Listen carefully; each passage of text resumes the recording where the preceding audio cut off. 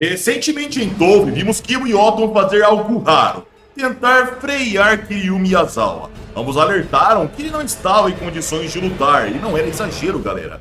Kiryu Miyazawa havia sofrido fraturas das costelas, fraturas essas que perfuraram órgãos internos, colocando sua vida em risco real. A situação era tão grave que ele se encontrava numa fase hospitalar crítica. Mesmo estando bem melhor, conversando, ele ainda deveria estar acamado, sob observação constante, quando a enfermeira chegou para aplicar injeção no mesmo para dor e tratamento contínuo. Kiryu não estava lá. Qualquer pessoa normal estaria imóvel numa cama, mas estamos falando de Kiryu. Contra toda a lógica médica e talvez até contra o bom senso, Kiryu abandonou o hospital. Não por estar curado, não por autorização, mas por simplesmente não aguentar mais o tédio. E aqui surge uma pergunta: até onde vai essa obsessão de Kiryu pelo poder? Isso é força de espírito ou autodestruição pura? Seria essa uma atitude para ajudar Kibo, o atual chefe do Nadashinkage, e uma forma para amenizar seus erros no passado?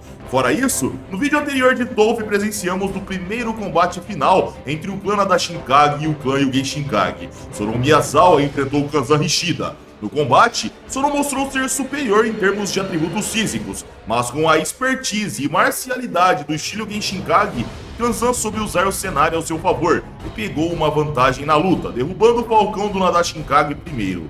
Mas antes, Sonou o acertou de relance com um Kaishuken e o resultado foi os dois inconscientes no final da luta. Já o vídeo de hoje começa no trânsito da cidade grande. Entre os carros, um ônibus público levava uma pessoa peculiar. Essa era Yokayama, que seguia na direção do aeroporto de Narita. Afinal, ele planejava partir para o Brasil. Mas de repente, o motorista via alguém andando de encontro com os carros e dizia: Mas o que diabos está acontecendo? Um cara andando no meio do tráfico como se não fosse nada. Será que ele tá bêbado ou drogado? Isso era mostrado. Kiryu Miyazawa vindo de encontro como se não fosse nada. Yokayama regalava seus olhos, pois ia Kiryu parando na frente do veículo. O motorista do ônibus obviamente tentava frear, e assim era feito, antes que Kiryu pudesse ser acertado. Sorrindo, o demônio do Nadashinkage dizia: Vim te ver, Rei Vendaval. Imagino que tenha um tempinho. Yokayama se levantava do seu assento e ao lado os trabalhadores questionavam: Mas por que paramos? Outro questionava: O que será que está acontecendo? Pode ter algum acidente à frente. Yokayama passava por eles e comentava: Parece que o estilo Nadashinkage não é tão bom quanto eu pensava. Quer tentar agora mesmo? O Vendaval da Morte descia do ônibus e o tráfego voltava a fluir normalmente. Então Kiryu dizia: Você está pronto, não está? Ou você realmente achou que poderia simplesmente ir embora depois de fazer o que fez conosco? Yokayama pontuava: Mas estou bastante surpreso por você saber em qual ônibus eu estava. Kiryu respondia: Bem, tudo o que eu precisava fazer era invadir o banco de dados para descobrir os horários que levam as pessoas ao Brasil. Yokayama elogiava: Ora, você é mesmo esperto. Deve ter mesmo um desejo de morrer. E eu dizia: Você parece bem confiante. Você ainda não me enfrentou numa luta séria. Vou te mostrar como é agora mesmo.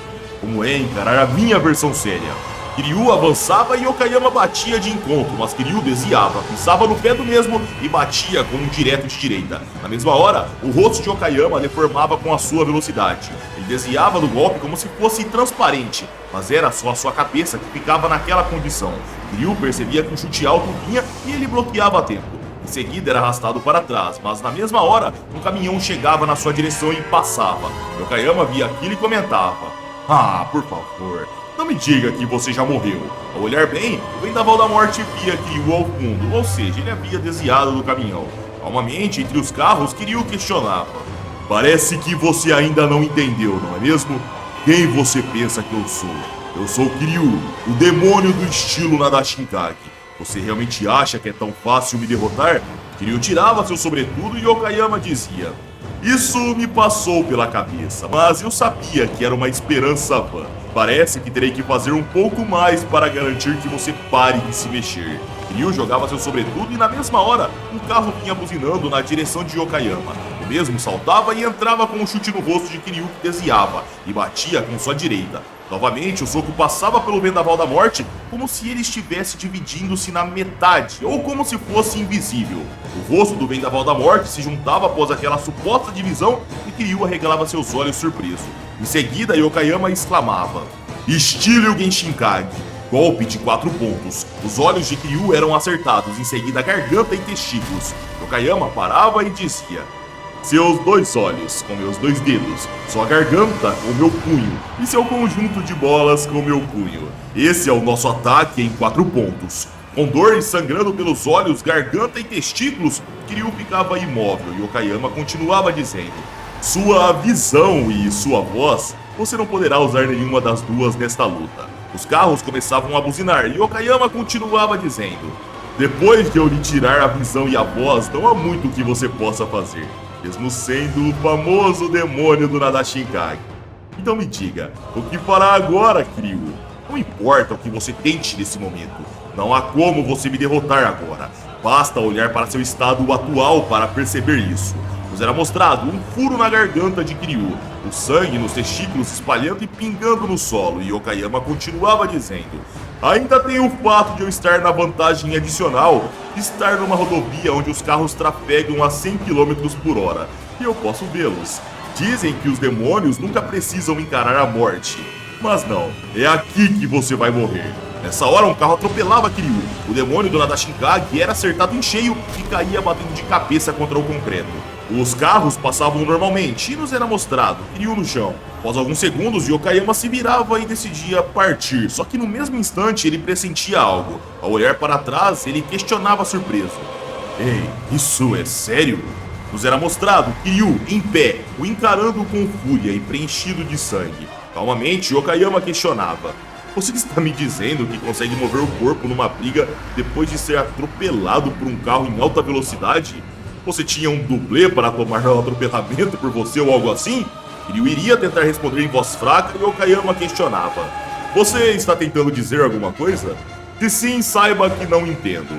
Kiryu sorria e respondia: Isso finalmente ficou interessante. Yokayama absorvia aquelas palavras e pensava: não há mais nada que ele possa fazer.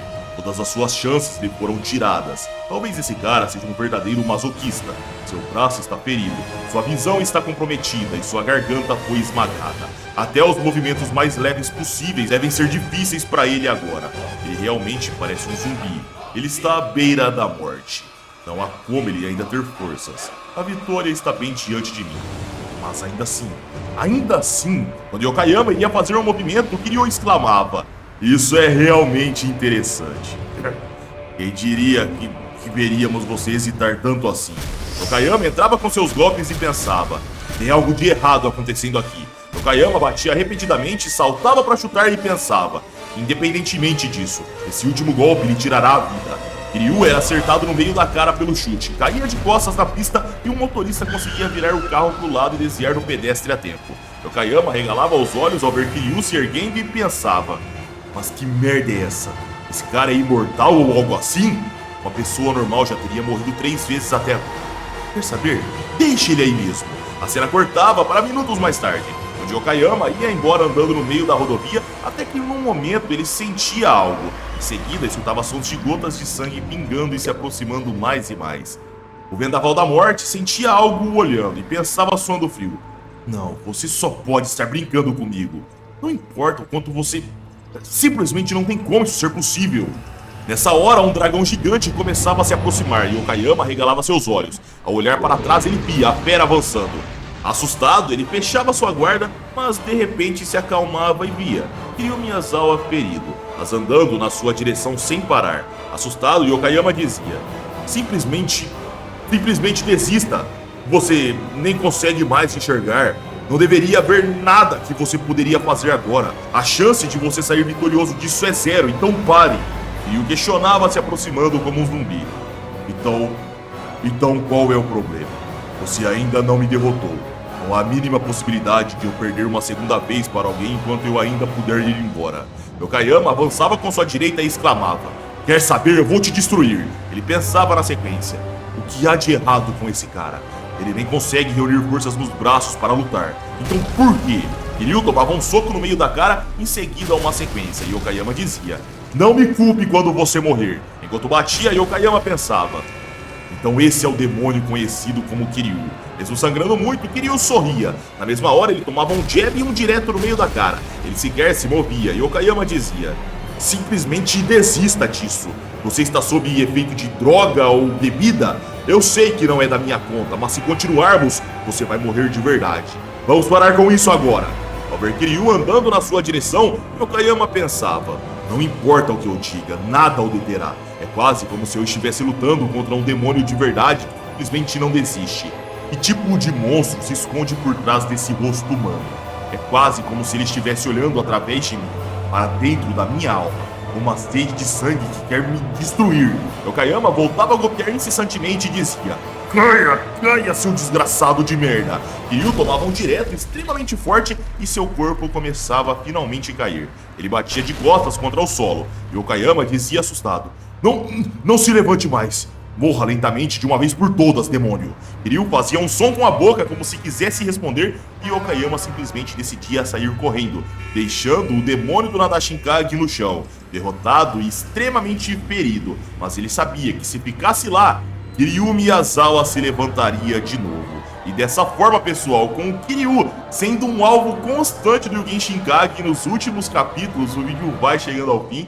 Muita dó desse personagem, ele não está no seu auge, é claro isso. O Kiryu que lutou contra o Otton tá longe de ser o mesmo daqui, tá, galera? O Phantom Joy, por mais que fosse extremamente poderoso, estava longe do nível do Kiryu, mas ainda assim conseguiu causar muito dano no corpo do mesmo. O Kiryu não aceitou receber o golpe especial do estilo Genshinkage para contar ao seu irmão Otton e para o Kibo como aquilo funcionava, mas o preço foi alto demais. Até agora ele não se recuperou e isso fica claro nessa luta. Enfim, esse foi o vídeo. Se vocês gostaram, like para ajudar o canal, se inscrevam se não forem inscritos e caso queiram vídeos exclusivos é só virar membro do canal. E as redes sociais vão estar aqui na tela caso queiram me seguir. E é isso aí, pessoal. Eu tô indo nessa, um abraço, fiquem com Deus e tamo junto.